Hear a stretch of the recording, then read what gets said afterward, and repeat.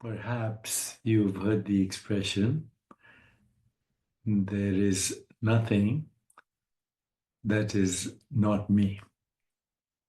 It's a kind of twist on the expression Aham Brahmasmi and Thathwamasi. Aham Brahmasmi means I'm the universe.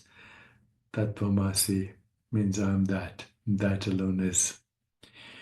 So, to begin to understand this, we need to examine how the experience of duality arises. Starting from birth, we as humans are conditioned to see the world through a lens of division: self versus other, good versus bad, here versus there. Language reinforces this split by labeling and categorizing experience. The word I, I, most common expression we use, creates a boundary around what we perceive as our individual existence, while everything else outside of it becomes not I. And this division feels real because it is deeply ingrained in our perception and reinforced by societal norms. However, non duality challenges this assumption by suggesting that these boundaries are illusory. When one deeply investigates one's own experience, it becomes evident that the sense of separation depends entirely on thought. Without thought labeling me and not me, there is only a seamless flow of awareness. For example, consider how sight operates. When you look at a tree or any other object, say the Empire State Building or whatever, the Statue of Liberty, there's no actual line dividing you from that so called object, which is an experience in your own self.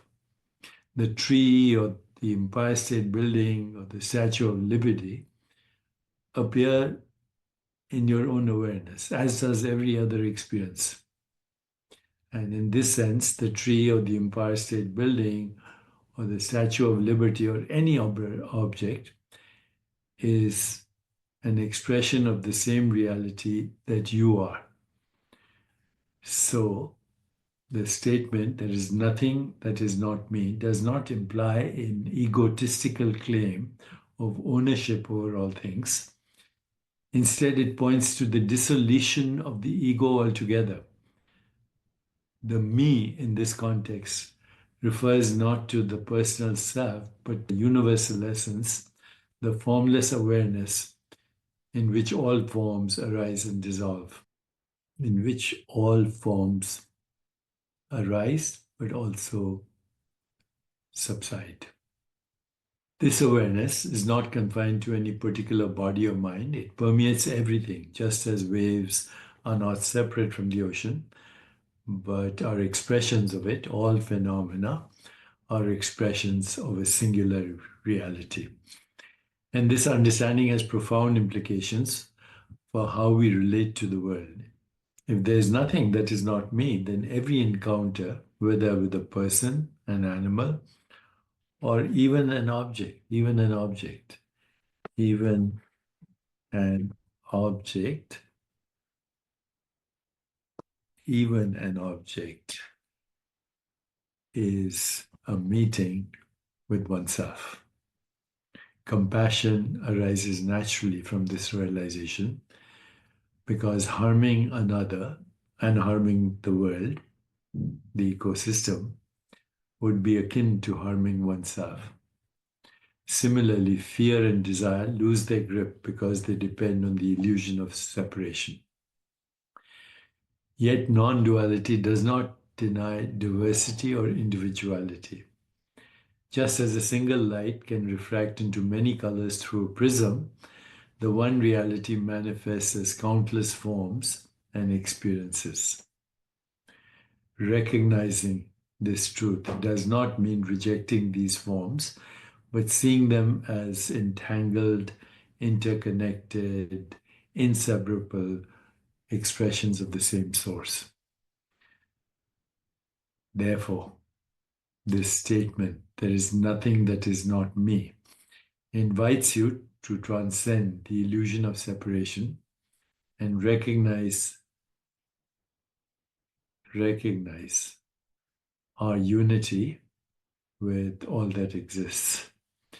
It challenges us to see beyond the surface distinctions created by thought and embrace the boundless nature of reality itself. In this recognition is freedom, a freedom not only from life's challenges, but from the mistaken belief that we are ever apart from life itself.